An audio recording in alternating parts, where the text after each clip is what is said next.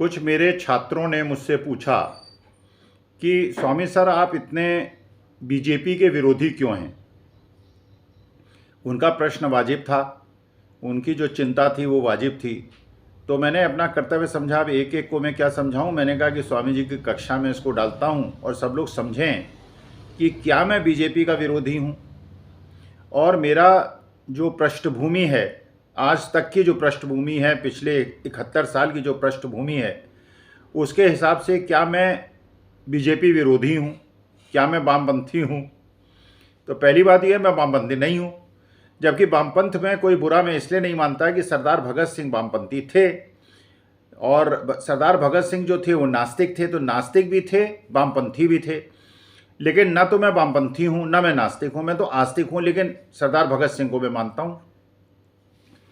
अब प्रश्न ये उठता है, जो मेरे छात्रों ने पूछा कि क्या मैं भारतीय जनता पार्टी का विरोधी हूँ। तो मैं अपनी पृष्ठभूमि आपको बता दूं, और मैं ये पृष्ठभूमि, मेरे भी जो सहपाठी रहे हैं या जिन्होंने भी बचपन से मुझे देखा है, उनको ये बात स्पष्ट रूप से पता है। कोई ये एंटायर पॉलिटिकल साइंस की डिग्री टाइप चीज़ नहीं है कि मेरा कोई जानकार नहीं है, कोई सहपाठी नहीं है जो मेरे बारे में नहीं जानता। मेरे परिवार के सदस्य भी जानते हैं, और मेरे जो संगी साथी हैं जो वास्तविक हैं, काल्पनिक नहीं हैं। यूनिवर्सिटी भी मेरी वास्तविक है, मेरी डिग्री भी वास्तविक है, और मेरी जीवन यात्रा भी वास्तविक है, उसमें कोई काल्पनिक एंगल नहीं है। तो अगर बचपन से लोग जो मुझे जानते हैं वो ये पता है उनको कि मैं हमेशा से समाजवादी विचारधारा का समर्थक रहा, डॉक्टर राम मनोहर लोहिया से प्रभावित रहा। 10 साल की उम्र में जब मैंने डॉक्टर राम मनोहर लोहिया को सुना पहली बार, 10 साल की उम्र थी मेरी, 1962 में, और इलाहाबाद के अंदर कटरा के चौराहे पे सुना, तो मैं उनसे बहुत ज़्यादा प्रभावित हुआ और मैं समाजवादी बन गया। और समाजवादी बनने का मुख्य कारण ये था कि मैं उस समय एंटी कांग्रेस था।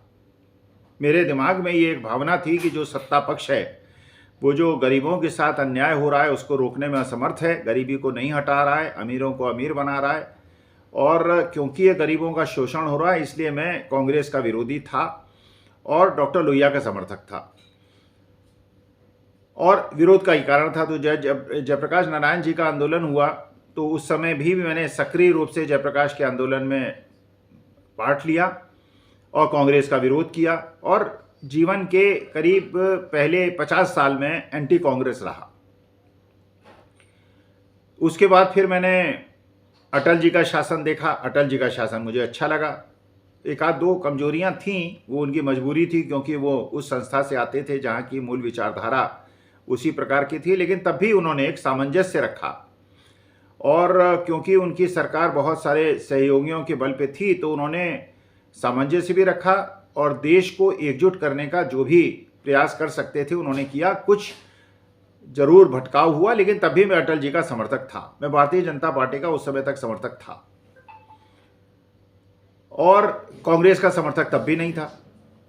इसके बाद जब डॉक्टर मनमोहन सिंह की सरकार आई तो मुझे लगा कि डॉक्टर मनमोहन सिंह को प्रधानमंत्री बनाकर एक प्रकार से कांग्रेस ने इस बात का प्रायश्चित कर लिया कि जो सन 1984 में उन्होंने सिखों के साथ किया था, और जो अन्याय हुआ था उन्होंने किया था या किसने किया था वो एक अलग मुद्दा है, लेकिन हुआ था, जो भी हुआ था, सिखों का जो नरसंहार हुआ था अल्पसंख्यकों का, वो किसी भी सभ्य राष्ट्र के लिए अच्छा नहीं होता। तो उसके लिए प्रायश्चित करने के लिए सोनिया जी ने शायद ये निर्णय लिया कि डॉक्टर मनमोहन सिंह जो सिख हैं उनको देश का प्रधानमंत्री बनाया जाए, और 2 बार उनको 10 साल के लिए प्रधानमंत्री बनाया। तब तक मैं डॉक्टर मनमोहन सिंह का प्रशंसक हो चुका था, क्योंकि मुझे लगता था कि देश की आर्थिक स्थिति को मजबूत करके ही देश को विश्वगुरु बनाया जा सकता है, और देश के आर्थिक स्थिति का बंटाधार करके या उसका बिल्कुल अनर्थ शास्त्र चलाकर या नोटबंदी जैसी और बाकी जीएसटी गलत और लॉकडाउन जैसी चीज़ें करके जो अनर्थ देश के अंदर हो सकता है, वो क्योंकि डॉक्टर मनमोहन सिंह ने नहीं किया इसलिए मैं डॉक्टर मनमोहन सिंह का समर्थक रहा। लेकिन तब भी मैं कांग्रेस का समर्थक नहीं था, डॉक्टर मनमोहन सिंह का समर्थक था। अब जब अन्ना हजारे का आंदोलन हुआ तो मुझे लगा कि अन्ना हजारे के आंदोलन का जो पृष्ठभूमि है वो तो पूरी तरह से उस विचारधारा की है जो कि देश को एक धार्मिक विद्वेष की तरफ ले जाना चाहता है और देश को तोड़ना चाहता है।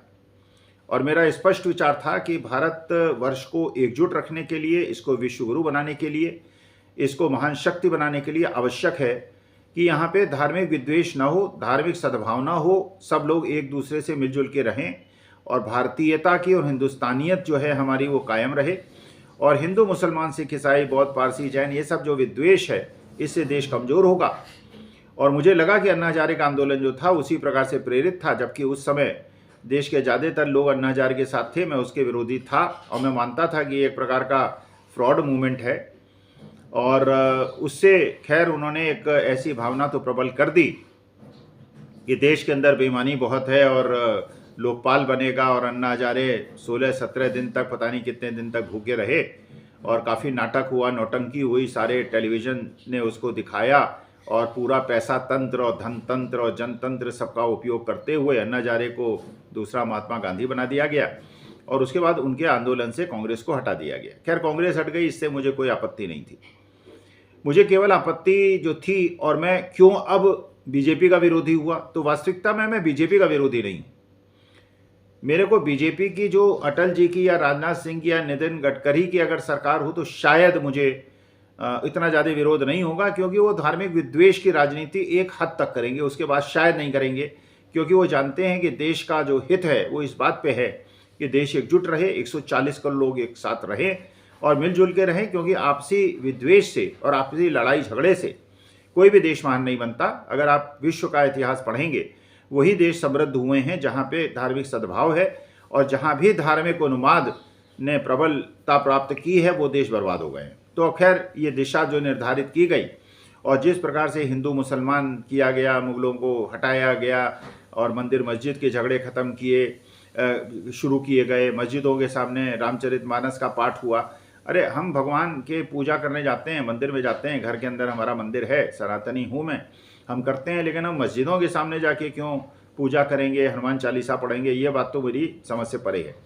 तो मुझे ऐसा लगता है कि वो भावना प्रबल हो गई है और की जा रही है, जानबूझ के की जा रही है कि किसी प्रकार से अल्पसंख्यकों के खिलाफ एक ऐसी भावना भड़काई जाए जिससे बहुसंख्यक हिंदुओं को भड़काकर वोट हासिल किए जा सकें और देश में सत्ता को हासिल किया जा सके। इसके बाद अडानी जी जैसा प्रकरण आया। अब अडानी अंबानी जी में थोड़ा सा मैं भेद करता हूँ। अंबानी जी जो बढ़े हैं पिछले 40-50 साल से बढ़े हैं, और ऐसा नहीं है कि उनको सरकारी संपत्तियाँ दे दी गई हों। उन्हें ये जरूर है कि नीतियों में परिवर्तन करके उनको लाभ पहुँचाने की कोशिश हुई हो, इसलिए मैं अडानी अंबानी जी को अलग रखना चाहता हूँ। अडानी जी की जो संपत्ति में वृद्धि हुई है वो पिछले 7-8 साल में हुई है। उनको सरकारी संपत्तियाँ देने की वजह से हुई है, औने पौने दाम पे देने की वजह से हुई है, उन्हें सुविधाएं देने की वजह से हुई है, उनको बैंक से लोन दिलाने की वजह से हुई है, सारे विदेशी सरकारों पे दबाव डालकर उनको वहाँ भी कॉन्ट्रैक्ट दिलाने से हुई है। इसलिए अडानी जी को और अंबानी जी को थोड़ा मैं अलग समझता हूँ। अब अडानी जी पे जब पूरे विश्व में प्रश्न उठ रहे हैं कि अडानी जी ने पूरे विश्व की वित्तीय संस्थाओं और वहाँ के निवेशकों से गड़बड़ी की है, तो मेरे ख्याल से ये राष्ट्रहित में है कि जो भी शेल कंपनीज की बात हो रही है, 20,000 करोड़ रुपए किसके हैं इसकी बात हो रही है, और मॉरिशस सरकार ये बताने के लिए तैयार बैठी है कि ये पैसे किसके हैं। वो कहती है कि आइए हम बता देंगे। और ये भी पता चला है कि मॉरिशस के अंदर जो ऑफिस है उसके अंदर कोई एम्प्लॉय नहीं है, केवल एक कमरे का ऑफिस है, ना कोई मैन्युफैक्चरिंग एक्टिविटी है, ना कुछ है, और पैसा वहाँ से रूट को क्या आया है। ये भी पता चला है कि किसी चीनी व्यक्ति का पैसा इसमें लगा हुआ है। ये भी खबर है कि दाऊद इब्राहिम का पैसा इसमें लगा हुआ है। ये भी खबर है कि जो ड्रग स्मगलिंग हुई है और अडानी पोर्ट में पकड़ी गई है उसका भी पैसा इसमें लगा हुआ है। तो ये तो राष्ट्रहित में मैं मानता हूँ कि राष्ट्रहित में ये आवश्यक है कि ये बताया चला जाए कि पैसे का स्रोत क्या है और कौन इसका वास्तविकता में पैसा आया कैसे है, क्योंकि इसी को हवाला ट्रांजैक्शन कहते हैं, इसी को मनी लॉन्ड्रिंग कहते हैं। और देश की आर्थिक व्यवस्था को ख़राब करने के लिए मनी लॉन्ड्रिंग और ये जो प्रक्रिया है, हवाला जो है, ये देश के लिए बहुत ज़्यादा हानिकारक है और इसमें बहुत बड़े दंड का प्रावधान है। आज की तारीख में जो ईडी रेड करती है, पकड़ती है, जेल में डालती है, ज़्यादातर केस में वो मनी लॉन्ड्रिंग और हवाला का केस बनाती है, जबकि बाद में अप्रूव नहीं होते। तो मुझे ऐसा लगता है कि हवाला और मनी लॉन्ड्रिंग का अगर सबसे बड़ा कोई उदाहरण हो सकता है वो अडानी हो सकता है, लेकिन उसकी अगर जांच हो तब तो पता चले कि अडानी गलत हैं, इंडब गलत हैं, जॉर्ज सोरोस गलत हैं, या सारा विश्व गलत है, केवल भारतवर्ष सही है। ये पता तो तभी चलेगा जब जांच होगी। तो चाहे वो जेपीसी की जांच हो, चाहे वो इंटरपोल की जांच हो, चाहे वो ईडी की जांच हो, चाहे वो सीबीआई की जांच हो, ये जब जांच नहीं हो रही है तो इससे मेरे को ये लगता है, शिक्षक मन को ये लगता है कि कुछ छुपाने का प्रयास हो रहा है और देश की अर्थव्यवस्था को पूरी तरह से अडानी जी को सौंपने की व्यवस्था की गई है। और जैसे ये कहा गया है कि साहब पता चला है, जो सुप्रिया सिनेट ने बताया कि जो अडानी जी को जितने भी कॉन्ट्रैक्ट मिले हैं वो सारे के सारे कॉन्ट्रैक्ट उन्होंने एक ऐसी इंफ्रास्ट्रक्चर कंपनी को दे दिए हैं, सारे के सारे, जो कि एक चीनी जिसका मालिक है। तो क्या ऐसा लगता है कि भारत की संपत्तियां, एक प्रकार से सरकारी संपत्तियां, पहले तो अडानी जी को दी गई और अडानी जी ने वो सारी संपत्तियां उसको इम्प्लीमेंट करने के लिए चीनी को दे दिया। तो ये तो बहुत बड़ी परेशानी है। चीन से जो हमारा आयात है वो पिछले 9-10 साल से लगातार बढ़ता चला जा रहा है, भीषण रूप से बढ़ रहा है, ट्रेड डेफिसिट भीषण रूप से बढ़ रहा है। तो क्या ऐसा लगता है कि चीनी से सरकार से कोई गुप्त समझौता है जिसमें सारी कॉन्ट्रैक्ट्स उनको दिए जा रहे हैं, आयात बढ़ा के उनकी जो आर्थिक व्यवस्था है उसको मजबूत किया जा रहा है और देश की आर्थिक व्यवस्था कमजोर है? तो ये प्रश्न है, मैं कोई आरोप नहीं लगा रहा हूँ, मैं कोई लांछन नहीं लगा रहा हूँ, ये मेरा प्रश्न है और इस प्रश्न का जवाब तभी मिलेगा जबकि ये पता चलेगा कि चीन से आयात हमारा क्यों बढ़ रहा है। जब ये पता चलेगा कि जो अडानी जी की कंपनी हैं सारी की सारी, जबकि वो दूसरे विश्व के सबसे अमीर आदमी बन गए थे, उसके बावजूद उनके यहाँ केवल 25,000 से कम एम्प्लॉयज़ थे। तो इतने कम एम्प्लॉयज़, जबकि टाटाज में, बिरलाज में, रिलायंस में, हर कंपनी में इससे ज़्यादा एम्प्लॉयज़ हैं। तो अगर पर कैपिटा, पर एम्प्लॉई टर्नओवर का देखा जाए तो, और टैक्स कलेक्शन भी जो है वो अडानी कंपनी से बहुत कम है। तो इसका मतलब ये है कि ये क्या इस वजह से एम्प्लॉयज़ कम है कि ये सारी कंपनियां कॉन्ट्रैक्ट में काम कराती हैं एक चीनी कंपनी से, तो एम्प्लॉयज़ चीनी कंपनी के हैं और भारतीयों को नौकरी नहीं मिलती, या भारत के जो बाशिंदे हैं और रिजर्वेशन भी उससे उनका ख़त्म होता है, क्योंकि प्राइवेट सेक्टर में रिजर्वेशन है नहीं, कॉन्ट्रैक्ट में तो बिल्कुल ही रिजर्वेशन नहीं है। तो ये सारी चीज़ें देखने के बाद, और सारी, और फिर एक वो अपने किरण भाई पटेल हैं, वो उनके बाद 6 महीने पहले गुजरात के अंदर एक केस हो चुका था, तो पुलिस की जानकारी में था कि किरण भाई पटेल कितने बड़े फ्रॉड हैं, लेकिन उसके बावजूद वो गुजरात से निकल कर कश्मीर घूम आए, उत्तराखंड घूम आए, रूस घूम आए, पता नहीं कहाँ कहाँ, Z+ सिक्योरिटी लेके घूम आए, संदिग्ध एरिया में घूम आए, सेंसिटिव एरिया में घूम आए, बड़े बड़े अधिकारियों से उन्होंने मीटिंग कर ली, उनको अपॉइंटमेंट भी मिल गए और उसके बाद अब वो गिरफ्तार हैं। इस तरह की जो घटनाएं घट रही हैं उससे ये थोड़ी आशंका होती है, क्योंकि देखिए वास्तविकता में मेरे वृद्ध मन को सबसे ज़्यादा आघात अगर किसी बात से लगता है तो भारतीय विरोधी कार्य से लगता है। मेरे को बाकी चीज़ों की उतनी परेशानी नहीं होती है, थोड़ा नुकसान हो जाएगा, आर्थिक नुकसान हो जाएगा, ठीक है, बहुत बड़ा देश है, सक्षम देश है, वैभवशाली देश है, उसको झेल लेगा।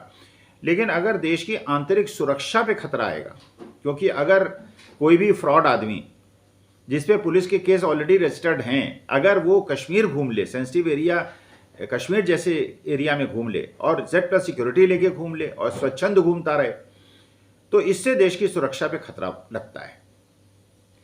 तो मुझे, इसलिए मैं बीजेपी का विरोधी नहीं हूं, आज भी मैं बीजेपी का विरोधी नहीं हूं, लेकिन जो मोदी जी की जो ये आज की तारीख में जो इस प्रकार की भावना चल पड़ी है कि धार्मिक विद्वेष बढ़ाना है, देश में जहर का उन्माद फैलाना है, धार्मिक जहर फैलाना है, बच्चों के दिमाग में धार्मिक विद्वेष फैलाना है, इससे मुझे ऐसा लगता है देश कमज़ोर होगा, भारत माता कमज़ोर होगी। और मैं देश को कमज़ोर होता और भारत माता के खिलाफ कोई भी षड्यंत्र, कोई भी कार्यवाही का विरोध करता रहूँगा, चाहे मेरी जो आवाज़ है बहुत कम है, मैं बहुत निरीह व्यक्ति हूँ, शारीरिक रूप से कमज़ोर व्यक्ति हूँ, आर्थिक रूप से भी बहुत सक्षम नहीं हूँ, खाने पीने लायक है, इतना ही है। तो लेकिन मैं तब अंतिम श्वास तक ये प्रयास करना मेरा राष्ट्र के प्रति कर्तव्य है, इस भारत माता के प्रति कर्तव्य है कि मैं अपनी आवाज़ उठाऊं। और मैं समझता हूं कि ये जो किरण भाई पटेल जैसे लोग हैं, ये जो सारे आपके हर्षद मेहता, केतन पारिक जो मृत हो गए, जो केतन पारिक हैं, जो आपके ललित मोदी हैं, नीरव मोदी हैं, मेहुल चोकसी हैं, ये सारे गुजरात के क्यों हैं? ये बाकी भगौड़े और ज़्यादा देश का लूटने वाले बाकी प्रदेश के क्यों नहीं है, केवल गुजरात के क्यों हैं? ये भी एक प्रश्न उठता है। क्या इनको कोई प्रश्रय मिला हुआ है? क्या इनको एक स्पेशल सुविधा मिली हुई है? इसीलिए क्या इनको एयरपोर्ट दिए गए हैं, बंदरगाह दिए गए हैं, जिससे इनको भागने में आसानी हो, ये देश का पैसा लूट कर भाग सकें? ये मेरे संशय हैं, मेरे डर हैं। कहीं ये शेल कंपनीज का पैसा दाऊद इब्राहिम का तो नहीं है, ये देश विरोधी लोगों का पैसा तो नहीं है, देश की आर्थिक परिस्थिति का अडानी के माध्यम से वो फ़ायदा उठाना चाहते हैं, कहीं उनका तो नहीं है। तो अडानी जी से मेरा कोई व्यक्तिगत वो नहीं है, दुश्मनी नहीं है, कोई लड़ाई नहीं है। अडानी जी ना मुझे जानते हैं, ना मैं अडानी जी को जानता हूँ, लेकिन एक राष्ट्रप्रेमी होने की वजह से, एक राष्ट्रभक्त होने की वजह से, एक कट्टर सनातनी होने की वजह से और अपने देश को प्यार करने वाले एक व्यक्ति के होने की वजह से ये मैं इच्छा जरूर व्यक्त करता हूँ कि ये जो धार्मिक विद्वेष का खेल चल रहा है, देश को जहर बोने का खेत चल रहा है। जो जहर की बुआई चल रही है ये देश के लिए हानिकारक होगी, इसके बहुत ज़्यादा नुकसान होंगे, देश अलग थलग पड़ जाएगा। देश की पूरे भारत जो विश्व है, जो उसकी प्रतिष्ठा महात्मा गांधी ने बनाई थी, एक गांधीवादी देश, एक अहिंसात्मक देश, एक सादा जीवन जीने वाला देश, एक महान विचार रखने वाला देश की जो छवि बनाई थी वो धूमिल हो रही है, उसमें खिल्ली उड़ रही है। इसलिए मैं चिंतित हूँ। इसलिए मैं सरकार से भी निवेदन करता हूँ, माननीय मोदी जी से भी निवेदन करता हूँ कि कृपा करके इस पे एक्शन लें, देश की जो छवि है उसको सुधारें। और अमित शाह साहब से भी पूछें कि वो परिवारवाद की हर जगह बात करते हैं, जहाँ भी भाषण देने जाते हैं परिवारवाद की बात करते हैं, तो कृपा करके ये भी उनसे पूछिए कि उनके जो सुपुत्र हैं, जो टेक्सटाइल इंजीनियर हैं गुजरात के किसी इंजीनियरिंग कॉलेज से, वो 30-32 साल की उम्र में BCCI के जनरल सेक्रेटरी क्यों बन गए। IIT, IIM और हार्वर्ड और ऑक्सफोर्ड के पढ़े हुए लोग, मेहनतकश लोग, तो BCCI में मैनेजर का पद प्राप्त करने के लिए बड़े खुश होते हैं। और जय शाह जी इतने योग्य हैं, कैसे हैं, क्यों हैं, क्या बैकग्राउंड है, कितना क्रिकेट की उनको जानकारी है, क्रिकेट को कितना आगे बढ़ाएंगे, ये सब जानने का प्रयास करें। अमित शाह जी से पूछें कि इस प्रकार का जो परिवारवाद है वो अच्छा नहीं है देश के लिए, क्योंकि हमारे बच्चे या गरीबों के बच्चे, मध्यम वर्ग के बच्चे तो जाके मस्जिदों के सामने रामचरितमानस पढ़ रहे हैं, और ज़्यादातर जो बड़े बड़े नेता हैं, चाहे वो BJP के हों, कांग्रेस के हों, उनके बच्चे विदेश में जाके पढ़ रहे हैं, जिनके खिलाफ वो जहर उगलते हैं और वहाँ विदेश में पढ़ के विदेश में सेटल हो जाते हैं, और उनके माता पिता बड़ी बड़ी बातें यहाँ पे आके करते हैं। और हमारे बच्चे जो हैं वो जाहिल लोगों की तरह दूसरे धर्मों पे उन्माद फैलाकर उसी में खुश रहते हैं। उनको जो खाने को मिल जाता है, 1000 रुपये मिल जाता होगा। तो देश की जनता से, देश के बच्चों से भी मैं निवेदन करूँगा, इन सब चक्करों में मत पड़ें, अपने जीवन को सफल बनाएं, मेहनत करें, ध्यान अपना पढ़ाई पे दें, जो बाबा साहब भीमराव अम्बेडकर ने कहा था, अपने को योग्य बनाएं, अपने को शिक्षित बनाएं, अपने पेट की चिंता करें, अपने परिवार की चिंता करें, अपने अगले जनरेशन को के भरण पोषण की चिंता करें। और ये वाहियात चीज़ें और देश को तोड़ने वाली जो शक्तियाँ इस समय बहुत ज़्यादा सक्रिय हो गई हैं, उनका विरोध करें, भरपूर विरोध करें, और कोई ऐसा काम ना करें जो देश के विरुद्ध हो, जो राष्ट्र विरुद्ध हो, जो भारत माता के विरुद्ध हो। यही मेरी आपसे कामना है, यही मेरी आपसे प्रार्थना है। और हाथ जोड़ के आपसे प्रार्थना करता हूं कि किसी भी ऐसे गतिविधि में मत पड़िए जिससे देश कमजोर हो, देश टूटे, धार्मिक विद्वेष बढ़े। सब धर्म महान हैं, सब लोग महान हैं। आदमी जो धर्म का पालन करने वाला है कभी विद्वेष नहीं फैला सकता, कभी खून नहीं बहा सकता, कभी किसी को मार नहीं सकता, कभी किसी को जला नहीं सकता।